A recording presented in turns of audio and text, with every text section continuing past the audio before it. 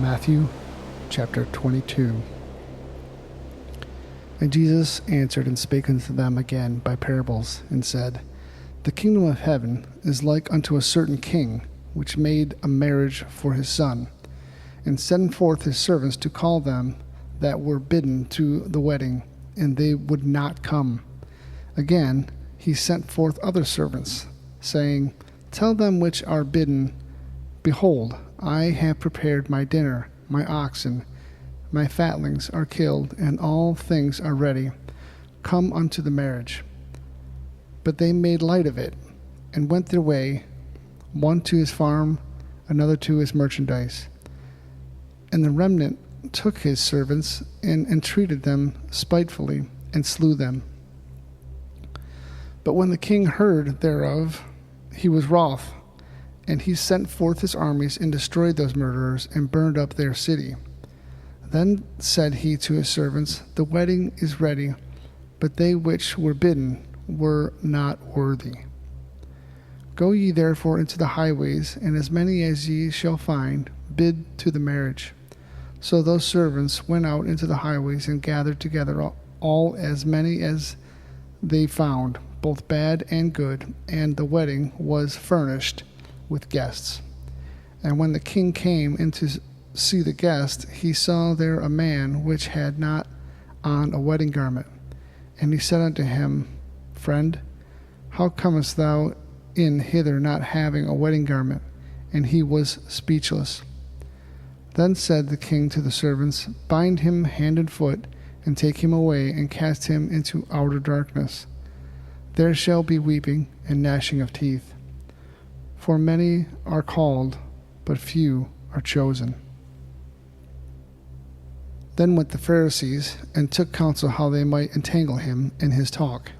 And they sent out unto him their disciples with the Herodians, saying, Master, we know that thou art true, and teachest the way of God in truth. Neither carest thou for any man, for thou regardest not the person of men.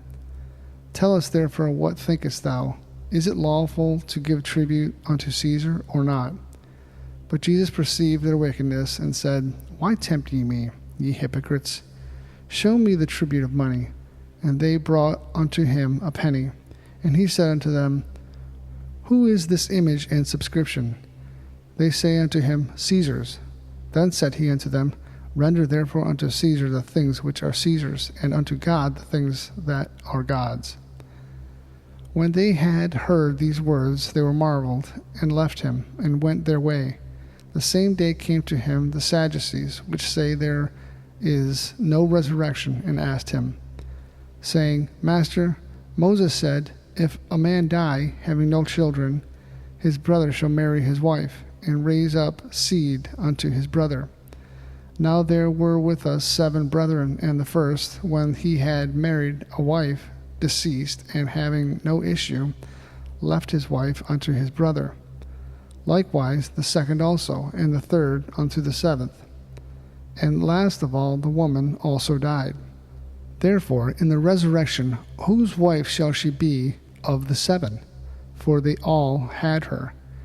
Jesus answered and said unto them, Ye do err, not knowing the Scriptures, nor the power of God. For in the resurrection they neither marry, nor are given in marriage, but are as the angels of God in heaven. But as touching the resurrection of the dead, have ye not read that which was spoken unto you by God, saying, I am the God of Abraham, and the God of Isaac, and the God of Jacob? God is not the God of the dead, but of the living. And when the multitudes heard this, they were astonished at his doctrine. But when the Pharisees had heard that he had put the Sadducees to silence, they were gathered together. Then one of them, which was a lawyer, asked him a question, tempting him, and saying, Master, which is the greatest commandment in the law? Jesus said unto him, Thou shalt love thy Lord thy God with all thy heart, and with all thy soul, and with all thy mind. This is the first and great commandment. And the second is like unto it, Thou shalt love thy neighbor as thyself. On these 2 commandments hang all the law and the prophets.